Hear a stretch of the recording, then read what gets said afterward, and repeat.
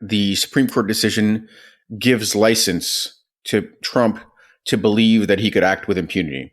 It gives him the belief that he can order the military to do what he wishes and get away with it. That's the key part of it. It's not, if the Supreme Court intended it to be after the fact to determine whether the president is culpable, that's not the way authoritarian leaders or strongmen or demagogues view situations. They see that as a permission slip. Welcome to The Context, a podcast about the past, present, and future of democracy from the Charles F. Kettering Foundation. I'm your host, Alex Lovett. My guest today is Alexander Vindman. Vindman served as the Director for European Affairs on the United States National Security Council from 2018 until 2020. In that position, he was one of the federal government's leading political and military experts on Russia, Ukraine, Belarus, and several other former Soviet states. Since retiring from the military with the rank of lieutenant colonel, he has earned a PhD in international affairs at Johns Hopkins University, where he's also now a senior fellow at the Foreign Policy Institute in the School of Advanced International Studies.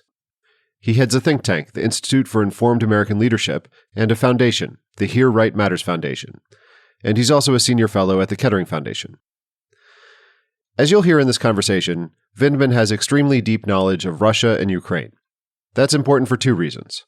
First, if you have any interest in this part of the world or the war that those two nations have been fighting for the last several years, there are very few people as well qualified as Vindman to explain the reasons for this conflict. And as a national security expert, he can also help us understand why it matters for the United States. I found this conversation extremely helpful in informing my understanding of Ukraine and Russia's troubled relationship, and I hope you feel the same. The second reason Vindman's knowledge is important is because we need knowledgeable and smart people in our government. Of course, in a democracy, elected officials are ultimately responsible for setting policy, but non-elected, nonpartisan experts also play important roles by helping to inform decision-making and keeping government offices running smoothly through changes of administrations and priorities. The importance of these civil servants is specifically because they are non-political, and their knowledge and advice is not shaped by partisan politicking. So if at any point while listening to this interview, you have the thought, wow, this guy really knows his stuff, maybe when he runs through about 1,000 years of Ukrainian history in about 5 minutes, for example, it's worth reflecting on why Vindman is no longer serving in federal government. Of course, his story is pretty unusual.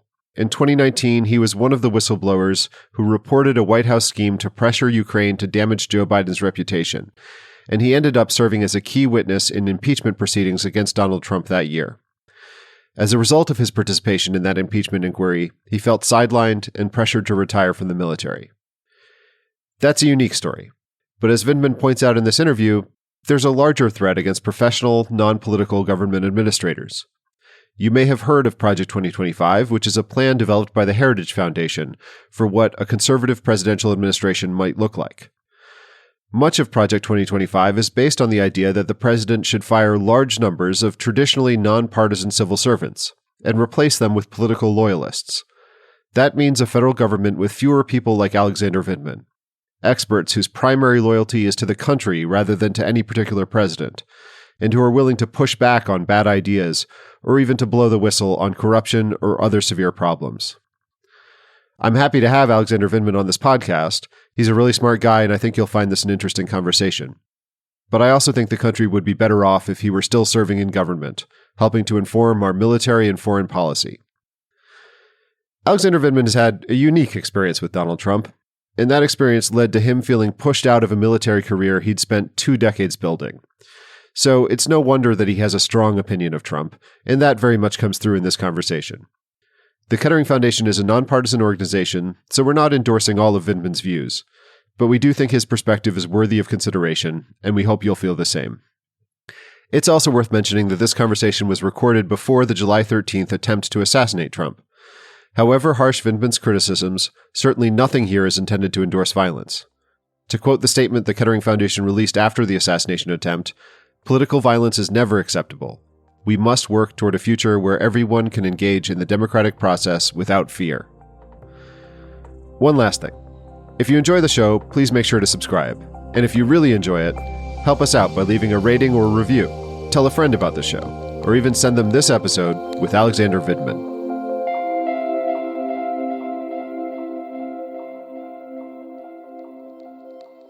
Alexander Vindman, welcome to The Context. Alex, thanks for having me on. Looking forward to the conversation. In 2019, you became a nationally prominent figure, a fame it doesn't seem you sought or expected, during the first impeachment of Donald Trump.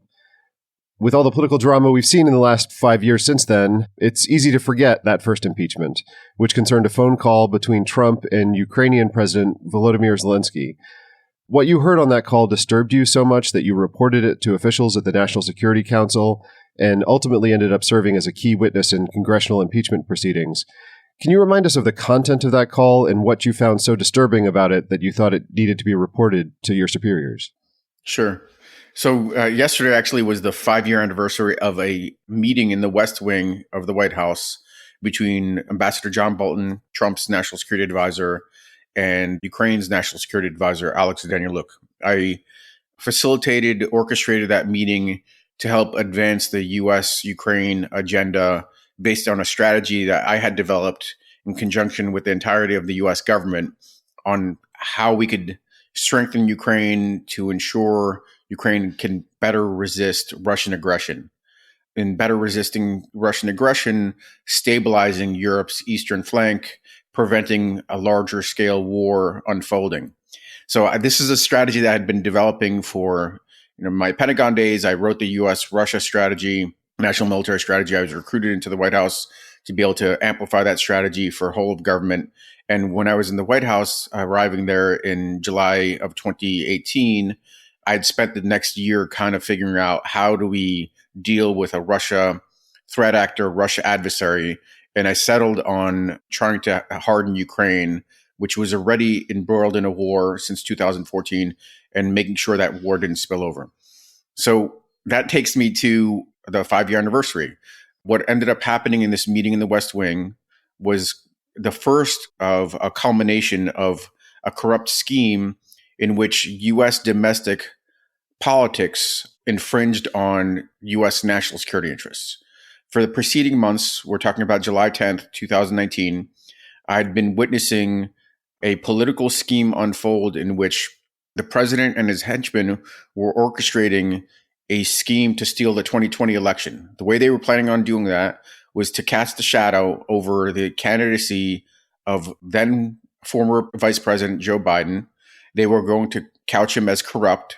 They were going to say that he was under investigation by the Ukrainian government, and then use that to severely degrade Biden's candidacy relatively early on, before he caught fire in South Carolina in the primary in 2020. I think it was February or March. And they thought this was the best way to cast a shadow over Biden. And over the course of the preceding months prior to July 10th, 2019, the scheme was unfolding outside of national security channel, in which it was Trump's political henchmen like Rudy Giuliani attempting to advance the scheme. But on this July 10th meeting, it actually came into official channels. What ended up happening was Gordon Sondland, Trump's ambassador to the EU, who really didn't have any role, kind of forced himself into this meeting. And in the course of the conversation about how to move the relationship forward, Alex Danylyuk, the national security advisor for Ukraine, was specifically talking about Ukraine being a bulwark against Russian aggression, making sure that Russia's destabilizing activities didn't affect our key alliances in Europe, whether that's NATO or our partnerships with the EU. And at the end of Alex's comments, Gordon Sondland, acting on behalf of the president's interests, rolled out the scheme in order to advance the relationship, in order to get a meeting between Zelensky and Trump. The Ukrainians would have to announce that they were conducting an investigation into Joe Biden, at which point the meeting ended very abruptly. And then I proceeded to argue with this ambassador about the fact that we were not going to execute this corrupt scheme. And that was the first time I reported this abuse of power.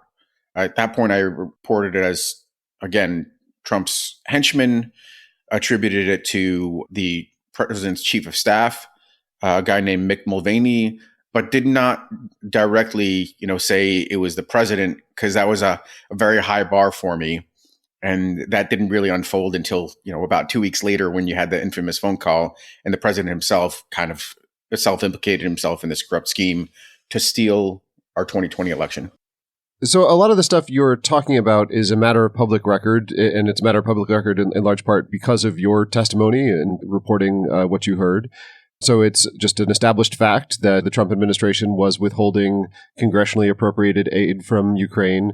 And we also have not a transcript, but a summary of a call between Trump and Zelensky, where Trump is clearly trying to pressure Zelensky to announce investigations into Joe Biden. Alex, to make this crystal clear for the folks that are listening, the call and President Trump's demand for an investigation triggered the impeachment inquiry and resulted in the impeachment of Donald Trump for abuse of power. That's exactly the thread. And this is when you have this very odd ahistorical moment in which Mitt Romney from the Republican side joins with the Democrats in the Senate and says that, yes, Donald Trump did execute this abuse of power. It didn't meet the threshold to remove the president or to censure him, but you had this finding in which the president did abuse his power, attempting to steal the U.S. 2020 election. Well, yeah. So, but as you're pointing out, back in 2020, with Mitt Romney being the sole exception, the Republican Party voted to acquit Donald Trump, and Republicans had control of the Senate at that time, and so the vote fell short of the requirement for removal from office. And now, 5 years later, Trump is leading in the polls to retake the White House. How do you think about this? I think there is a portion of the American population that doesn't care. These are the firebrand, stalwart, MAGA, president could shoot somebody on Fifth Avenue and get away with it, folks, that represent a distinct minority of the population. The bulk of Americans don't understand. Some don't care, but I think mainly don't understand about how much consistency there is in Trump's corruption. That impeachment 1 is actually, in fact, connected to impeachment 2, another effort to steal the 2020 election and retain power, and connected to the Ukraine war, because it was the impeachment 1 casting a shadow over the U.S.-Ukraine relationship, impeachment 2 further dividing the U.S. body politic and leading an insurrection, weakening the U.S., that culminated in Putin believing there was an opportunity to attack Ukraine. That is a clear consistency, but that also plays forward to today. Ukraine is almost kind of irrelevant. You could substitute country X. It's whatever vehicle was going to allow Trump to retain power at any cost. So you have that going forward to today, that he's willing to invite our adversaries like Russia or China to dig up dirt or interfere in our elections and spread disinformation. Whatever it is, there's a high degree of consistency in what Trump has been doing all along. And I think the American public, and not steeped in some of these details, just misses it. The Supreme Court has recently ruled on the issue of presidential immunity, and there's been a lot of talk about the so-called SEAL Team 6 scenario, that a president could order the military to assassinate a political rival. Under many people's reading of the Supreme Court decision, I think the court has, in fact, created absolute immunity from criminal prosecution for such an act. So that's pretty shocking. But that question of criminal immunity is really about accountability after the fact. The immediate question in a scenario like that is whether a president ordering the military to commit domestic political violence, how the military would respond to that. You have a deep background and history with the military. How do you think the armed forces would react if, for example, a president were to invoke the Insurrection Act and call on troops to squash peaceful protests within the United States? Let me start by saying that the Supreme Court decision gives license to Trump to believe that he could act with impunity.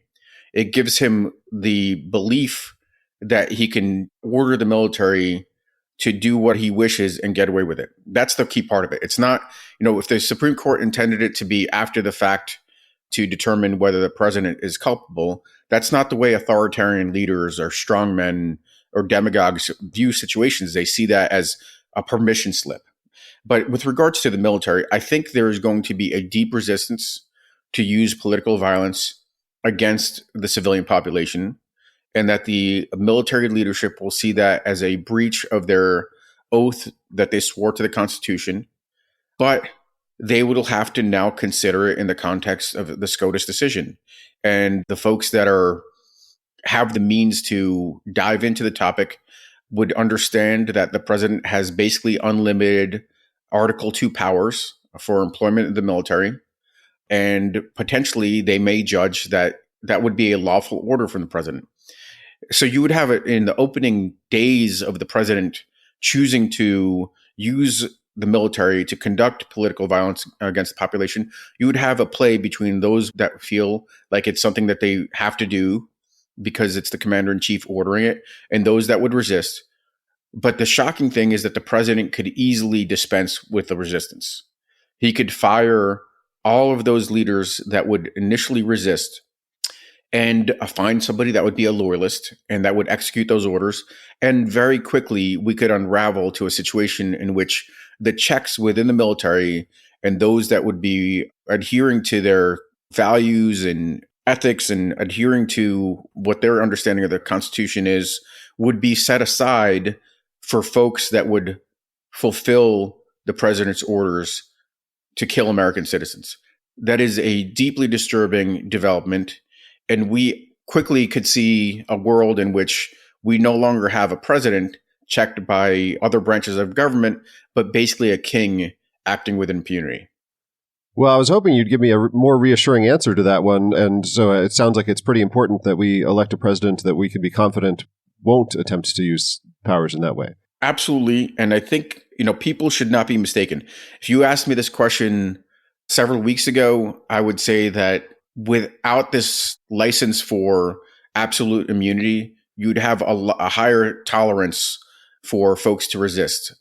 I have been thinking about it in my own context. What would this have meant for me reporting presidential corruption in 2019? I would have been less decisive and I would have to be more reflective, even though I understood it to be corruption. And I think a lot of people would look at it the same way. And it's not just about SCOTUS and this decision that they had with regards to Trump. It's also about the plan, Project 2025, which seeks to eliminate resistance to the president's extreme agenda. That's what's concerning me. Well, let's talk a little bit about that. So during this time period we're talking about in 2019, you were a career military officer with more than 2 decades of service under both Republican and Democratic administrations. And it was through that service that you developed the expertise to make high-level strategic decisions and be in the position you were in, which is, a pretty high-level position, listening in on phone calls between the President of the United States and the President of Ukraine and helping to develop strategic policy documents related to that relationship. So now as you're talking about this concept of independent military and civil service has come under attack, in this Project 2025 document, which is spearheaded by the Heritage Foundation. Can you talk about the importance of nonpartisan expertise in government and how you see Project 2025 as a threat to that? So if people remember back, 5 years ago to those impeachment hearings, one of the things I take some amount of pride in is the showcasing of the excellence of nonpartisan public servants. What ended up happening in the impeachment hearings is a parade of career public servants with decades of service showcasing their expertise, their knowledge, their professionalism. And that's what a career in public service generally breeds. Most people don't necessarily recognize it. There's a lot of rhetoric around bloated government, ineffective, lazy, and things of that nature. That's not what was showcased in those impeachment hearings. And I was very proud to be a part of that cohort. And what Project 2025 and the specific intent to pass a Schedule F act or executive order would allow is for the president to very, very quickly fire thousands, tens of thousands of these career public servants and replace them with loyalists. The only measure of effectiveness, the only valuable skill that they offer is their blind loyalty to Donald Trump and his agenda. So what you would very quickly would have is, first of all, you would have a massive upheaval in the professional class across all branches of government. these folks that have been in position, and would be technical experts, nerds on the minutia of environmental policy, nuclear policy, trade control, everything that you could imagine that, allows us to work effectively. Those folks would be set aside for folks that would know far less, not have that kind of expertise, but more importantly, expertise would be irrelevant because their only role would be to implement, a top-down, guardrail-free extremist agenda. And that's the second Trump administration. That's what it would look like. You're talking there about a couple of risks that Schedule F and replacing career federal bureaucrats with, and I think we need to reclaim the word bureaucrat. Yeah, absolutely. But replacing those folks with political appointees, political loyalists. And a couple of those risks are, one, that there's less likely going to be somebody in that room that might hear corruption, might report corruption. And two, that the people in that room are less likely to have expertise, real expertise on the critical issues affecting the country. So you're an expert in national security, international affairs.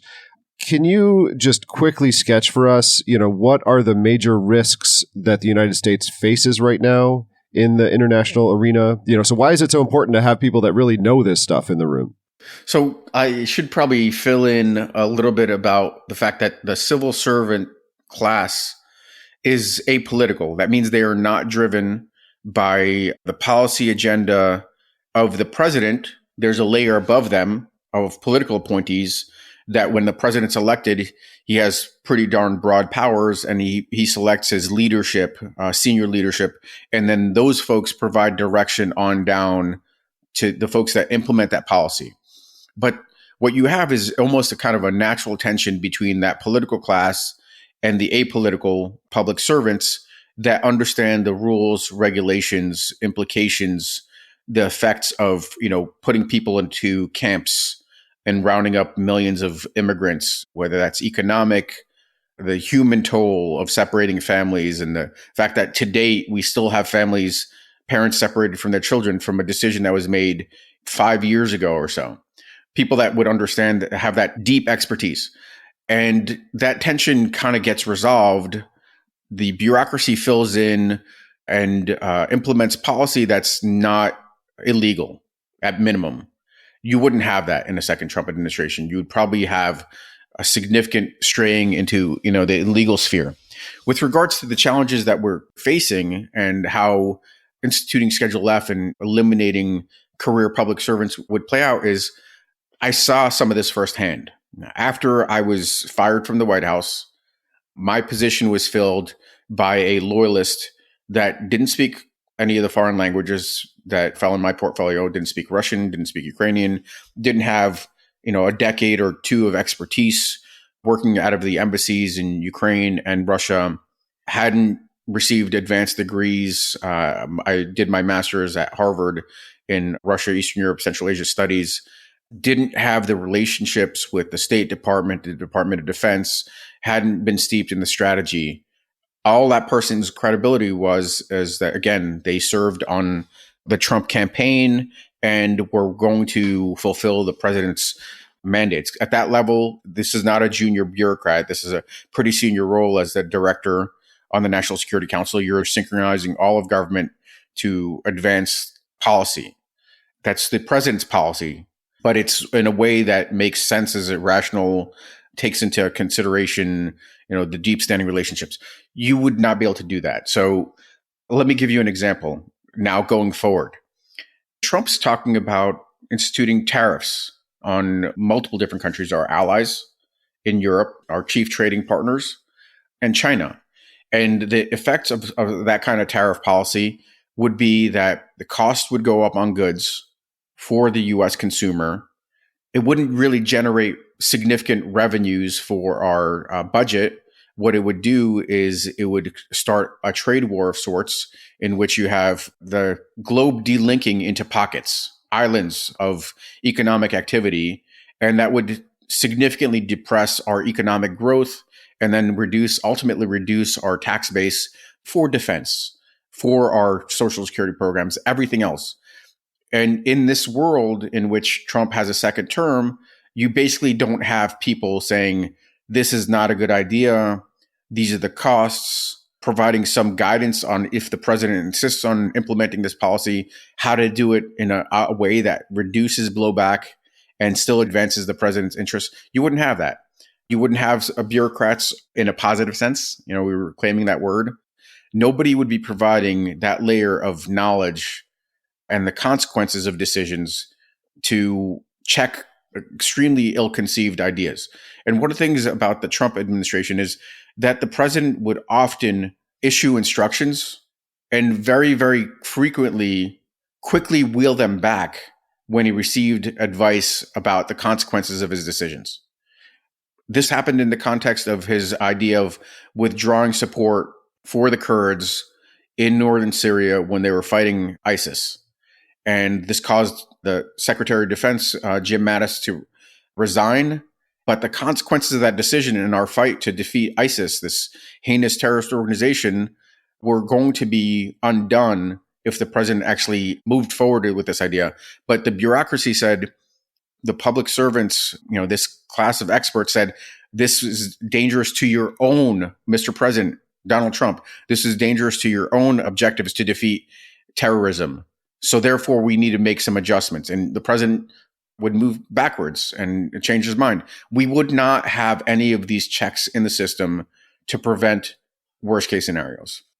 Well, speaking of the value of independent expertise in government, you were one of the American government's leading experts specifically on Russia and Ukraine. And as a result of your role in the Trump impeachment, you felt pressured to retire from the Army in 2020. And that's a real loss to the American government, that especially given how events have transpired in Russia and Ukraine since that time. But the federal government's loss is our podcast listeners' gain. So I want to ask you, as really one of the leading experts on this region of the world, to help us understand what's going on here. You mentioned previously Russia's invasion of Crimea in 2014, and then a full-fledged invasion of Ukraine in 2022. Can you help us understand the trajectory between those two events and what are Russia's motivations? So I would want your listeners to understand that there's a deep history between Russia and Ukraine, a shared history for large swaths of time, a claimed common root that dates back 1,000 years to the establishment of what was called Kievan Rus on the capital of Ukraine, Kyiv, as a Slavic power in that part of the world. In a moment where, frankly, Russia didn't even exist. When Kievan Rus was established more than 1,000 years ago, Russia was a forest region absent of population and would remain so for several hundred years. And, when Russia did rise as a power, it was when Kievan Rus power was dwindling and Kievan Rus was sacked by the Mongol horde that basically obliterated most of that regional power, creating space for Moscow to emerge as a regional power. So that takes us into the early 13th century. You jump forward another 300 years to about the 17th century. At this point, Russia is one of the leading powers in the region. What we see as Ukraine is carved up between different kingdoms. So you have Poland, which is a regional power to the north, the Russians to the northeast, and the Ottoman Empire to the south. And there you start to see kind of almost a consolidation of identity where the Ukrainians are trying to fight for their independence. You have the Cossack tribesmen actually looking for allies to carve out their own independence and fend off the Polish kingdom and Ottoman Empire. And they seek a accommodation with the Kremlin. They were like, okay, you guys look like us, share a common religion, we're Slavs. How about we, work together? You could beat back these empires that you're fighting against also, but you'd also achieve our own aspirations for independence. Anyway, Russia took that kind of marriage of convenience as a permanent change to the situation, and that Russia has had the authority and the mandate to control the region. So from really the middle of the 17th century on, Ukraine has been fighting for independence. Russia has been fighting for regional control. And, now we're going to jump forward quite a ways into the 20th century. Russia is controlling different parts of this Ukrainian territory, not all of it, to be clear. There are parts of it that still, are resident in other kingdoms. But this feeling in Ukraine is so strong that when the Russian Empire collapses in 1917, there is a fight and a demand for a Ukrainian state. And in order for the Soviets to gain control over this region, they have to come up with an accommodation with Ukraine where Ukraine actually becomes communist, but it stays kind of a semi-independent, semi-autonomous state. And they do this for 15 different republics because there's a demand for some level of autonomy. That was the seed of the collapse of the Soviet Union, this regional autonomy. And when the Soviet Union collapses in 1991, it's because Ukraine chooses to withdraw from the Soviet Union, says that it does not want to be part of this entity and will march off in its own direction. You have the leadership of the Soviet Union saying, well, if there is no Ukraine as part of this union, there's no union. Ukraine is the beating heart. It's central to Russian identity. Russia believes that integral to Russia is Great Russia, the Kremlin, and what Russia looks like, much like today, Belarus, the White Russians, and Malorossiya, Little Russia, which is Ukraine. Since this collapse that unfolded in 1991, Russia has been struggling to define itself and can't seem to define itself without these entities, Belarus and Ukraine. What you really have is a struggle from 1991 forward on how Russia can envision itself moving forward, and they can't without Ukraine.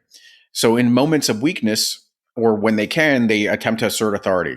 They try to do that in the Orange Revolution in 2004, when they put their fingers on the scale, pour hundreds of millions of dollars into making sure that their candidate moves forward to become the president of Ukraine.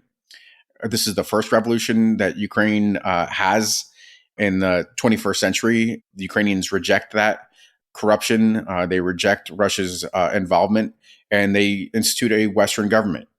And then in 2014, what you have is the next iteration of revolution unfolding when you have a pro-Russian leader in Ukraine saying, forget about the aspirations of the Ukrainian people and their desire to be part of Western Europe, eventually the European Union and the prosperity of the European Union. That government flees after trying to use military force to suppress the Ukrainian population. And in this moment of turmoil, when there isn't really a Ukrainian president, when the military is weak, when everything is looking to unravel, Russia first steps in and seizes Crimea and puts troops into eastern Ukraine.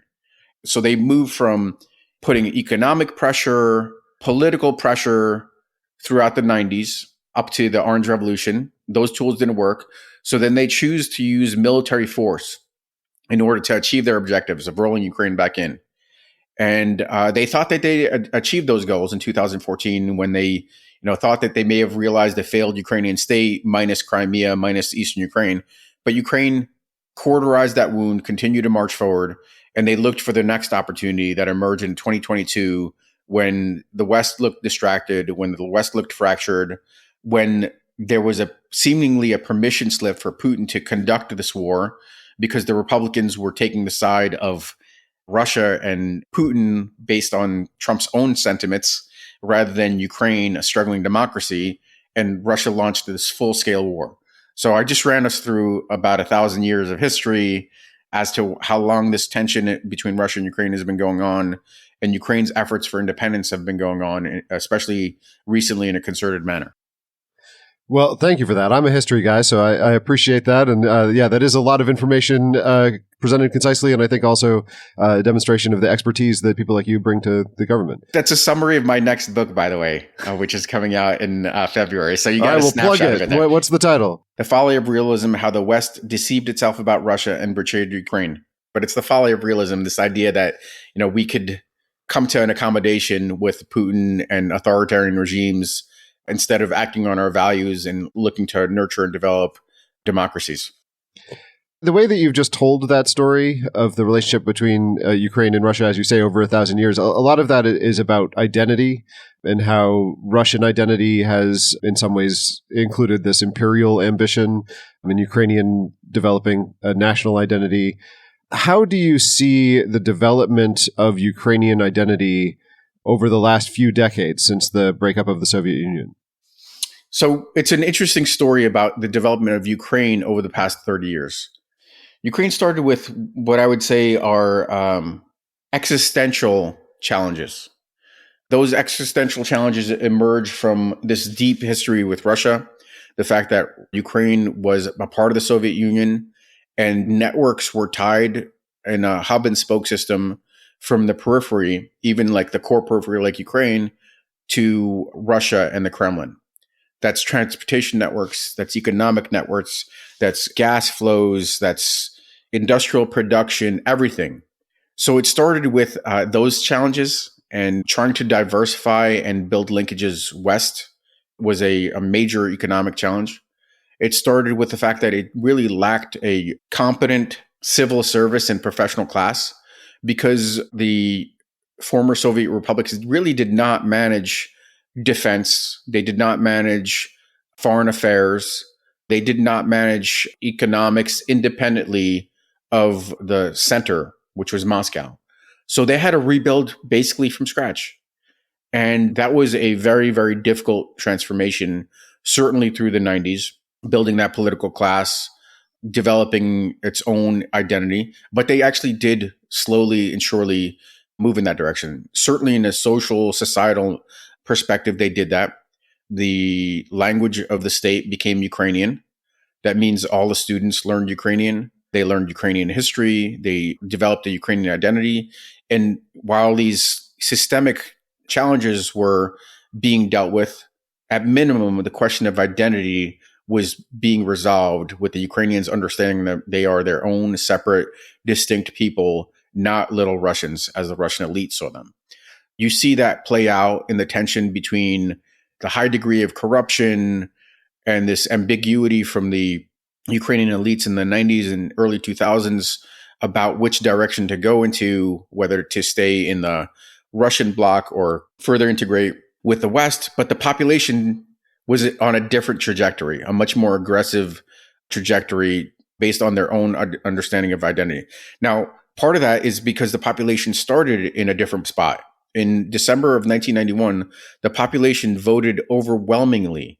90% of Ukraine's population voted to break free of the Soviet Union. That is a shocking number. There was only one place where it was somewhat close. It still ended up being over 50% of the population in Crimea voting for Ukraine to be independent. But the aggregate of the population, a country of about 50 million, all coming together and saying, we are our own separate country. We don't want to be part of the Soviet Union. So that's where they're starting with the population and developing, gaining an understanding. And the government, the bureaucracy, the institutions moving very, very slowly, but inching forward in that same direction, just lagging behind the population. And the Orange Revolution in 2005 was a kind of a seminal moment in which there was a hard break away from the pro-Russian camp and towards a Western view of Ukraine. And 2014 was the next seminal moment in this move towards Western integration, where the population aggressively, willing to risk their lives, rejected the idea of being subordinate to Russia and Russia's camp. And that identity, if there was still a great deal of tension between the Russian-speaking Ukrainians, because they are all Ukrainians, but the Russian-speaking Ukrainians in the south and the east, and the Ukrainian-speaking Ukrainians in the west and center, there was a kind of a consistent divide in that first 20, 25 years. That disappeared entirely after 2014. And what you had is a consolidation of the population around this idea that we are Ukrainians, we are not part of Russia, and that carried on through, or even more so after 2022. What's interesting about this is the reason I paint the picture this way is I want to make sure the listeners understand that there was a consistent kind of trend line towards a strengthened Ukrainian identity and independence. But the moments where it kind of surged was in the face of aggression.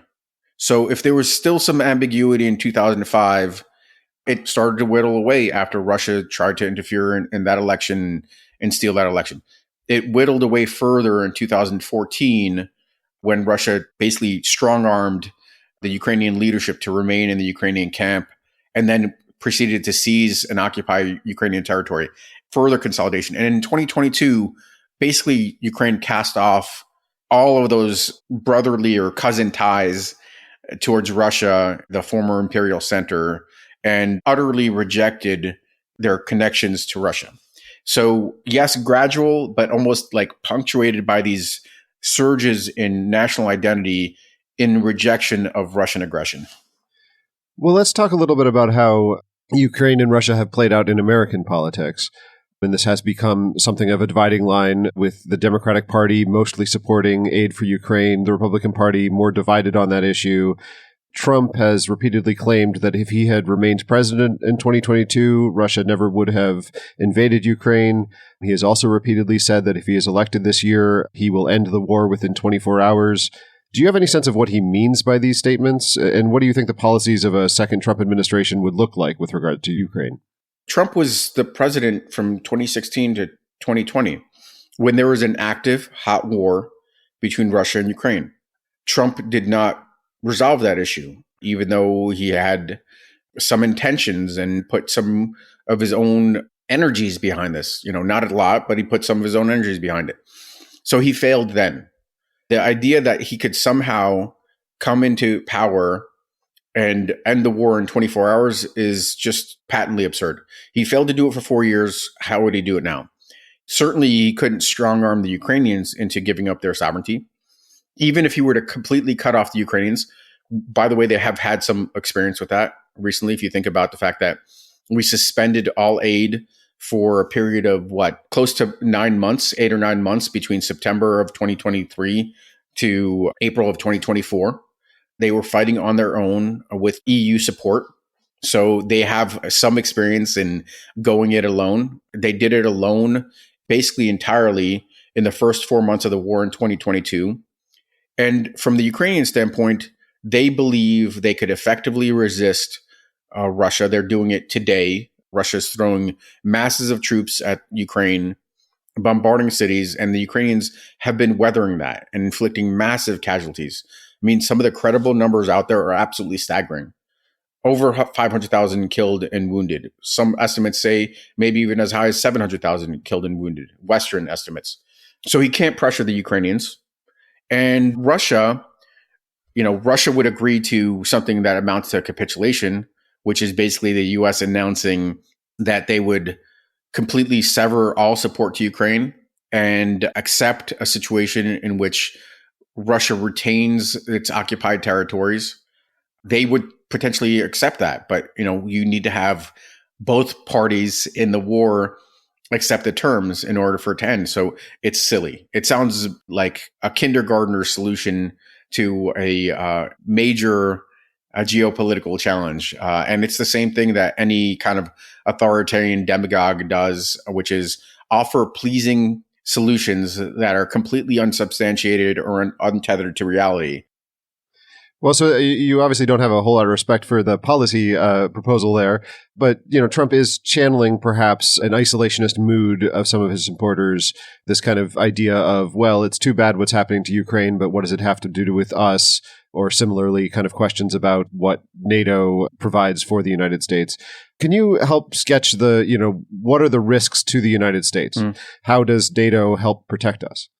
So first, let me say that I don't think he's actually channeling the majority of the U.S. population. The credible polling I've seen suggests that 75% of the population continues to support Ukraine. And that is an erosion of where support was as the war started. But it's mainly because of the capture of the Republican Party over swaths of the population and the use of disinformation about Ukraine being Nazi or corrupt that are, again, not tethered to a reality.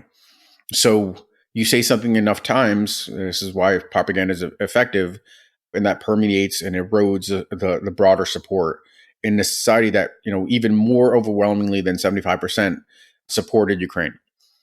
So what that tells me is that actually, I don't think a lot of that is hard opposition to Ukraine. I think a fair bit of it is probably soft opposition from that remaining 25% with a different Republican leadership that would change their views. With regards to what's at risk with regards to this war, I talk about it as a system-defining war that will determine whether the 21st century, or certainly the next decades of the 21st century, are defined by authoritarianism gaining strength or democracy resurgent. The reason that that's the case is you would have a world in which Russia being successful, you would have a scenario in which the strong would be enticed to believe that they could prey on the weak without consequence, without resistance from the democratic world. So that doesn't extend just to Russia and its neighborhood. That extends to places like China and Taiwan. That extends to Iran that potentially is more belligerent in its neighborhood. Certainly with regards to proxy warfare, we see some of that seeping in now with regards to the Israel-Hamas war. But let's neck this down to something even more concise. Europe. Europe is the bedrock of U.S. prosperity. It is our most important trading partner, our most important ally from a national security and defense perspective. Some of U.S. and EU economic power dwarfs any other. We're talking about somewhere in the ballpark of about $50 trillion, which amounts to a significant portion, the majority of the world's wealth. And Russia being successful in Ukraine would mean greater instability, greater threats, higher possibility of a confrontation in Europe, undermining the stability required for economic prosperity, for trade and everything else. And if we extrapolate the U.S. not doing enough at the moment, because I think the U.S. could be doing more, leading the charge to support Ukraine, in a Trump scenario, we actually have a more dire situation. We have a signal to the authoritarian world. The authoritarian world can return to the rules of the jungle, and that U.S. absent or withdrawn from NATO leaves Europe on its own to fend off Russia, with a much, much higher possibility of spillover into a broader European war, in which Russia very well could seek to test the resolve of NATO collective defense, or putting maximum pressure on Ukraine, and the theory that Russia absorbing Ukraine becomes that much more powerful and threatening would then march forward to reestablish other parts of the Russian Empire. People tend to think of authoritarianism and democracy as polar opposites. But Putin first won the Russian presidency, in competitive elections before enlarging the powers of that office to punish opponents, to squash dissent. Ukraine also has some history of electing leaders with authoritarian tendencies. Do you think the U.S. can learn anything from this history? What does it look like for an authoritarian to take office through democratic elections? And what warning signs might indicate that a leader is dismantling democratic structures? That's a superb question, because I think there is a misconception that it takes something as violent as a military coup to bring into power an authoritarian. That wasn't the case in China. China was, let's be clear, China was a authoritarian communist regime, but a very different looking authoritarian communist regime pre-Xi Jinping. And he was able to, in his own system, be elected by the Communist Party and then seize much, much broader powers. In Russia's context, clearer. Actually, Russia was a struggling democracy in the 90s, and Putin was popularly elected, and he was popularly elected in 2004, and he was popularly elected by thinner margins in 2012, and increasingly kind of drew powers to himself where he became unchecked and increasingly authoritarian. We have a blueprint in which something similar could happen in the United States. We have almost a 250-year democracy with really quite strong institutions, but we have a blueprint in Trump's Plan 47 or Project 2025 to dismantle those institutions. And we have a leader, the nominee for the Republicans, and potentially at this point, given the tumult at the top of the Democratic ticket, likely next president of the United States, God forbid, that has already said that he's willing to be a dictator, that he's looking to ensure that the checks and balances that restrained him in his last term, or that the historical checks and balances in our government for the preceding 250 years are not there anymore. And somebody that says that they're going to be a dictator for a day is somebody that intends to be a dictator for life. So I think we have all of the hallmarks of a very dangerous turn in the US. And we have what our, I think, founding fathers were most concerned about when they spoke about, the biggest threats to the US not necessarily being from abroad, but internal by a corrupted individual, including a president. We've just been talking about the risks to the U.S. in potentially electing an authoritarian leader. And that's largely a question about the institutions and systems that support democracy. But there's also this idea of a democratic culture. By definition, democracy requires mass participation and support. And so sometimes when we see international examples of democracies failing, we say, oh, well, they just didn't have a culture of democracy. Is that a concept that makes sense to you? Is that something you've seen in your work? And what would it take for America to maintain and develop our own democratic culture? I think it makes some sense, but I think that the idea could be taken too far. Having had 250 years of a developing democracy is quite a buttress to continued democratic progress. Countries that are like Russia, for instance, that had a short experiment with democracy. Many, many countries around the world without those strong institutions, without protection of individual rights and property rights that take a lot of time to institute and don't have that kind of backbone. But I think, I don't recall whose quote this is, so I can't attribute it, but this famous quote about we're one generation away from dictatorship. That could very well be true. And we shouldn't take that notion too far. Yes, it gives us an edge and advantage. But we also have, based on this 250 years of democratic history, a huge amount of complacency about our system. And that complacency has bred a lack of participation from the American public in our democracy, where we have, maybe 60% participate in our democracy on a somewhat frequent basis. And that's troubling. We have swaths of our country not participating because things are just fine. They're living in the local communities where they don't have to worry about individual freedoms and property rights. They didn't historically, now they do. But I think we have huge dangers around this. There's also, I think, a lack of, and this is where government has failed, federal and state, in breeding a sense of community and an understanding of civics and individuals' roles in democracy. These are huge challenges because of our deep experience with democracy that we have not addressed. People don't recognize the value of what they have. And I hope that based on Project 2025, based on the risks to our national security and to individuals' prosperity, people wake up to these risks and show up and vote for continuing on our beautiful experiment with democracy. This has been a sobering conversation for me and a very informative one about the risks to the United States internationally and in our own domestic politics. Alexander Vindman, thank you for joining me on The Context. Alex, thanks for having me.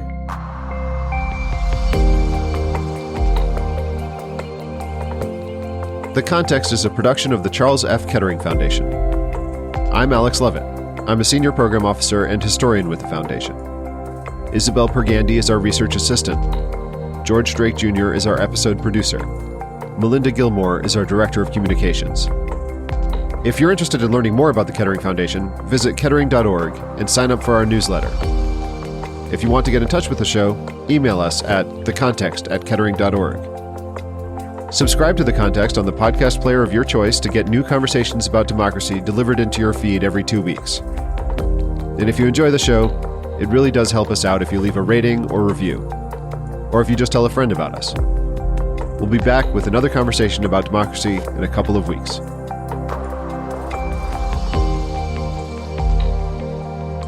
The views expressed during this program are critical to us having a productive dialogue, but they do not reflect the views or opinions of the Kettering Foundation.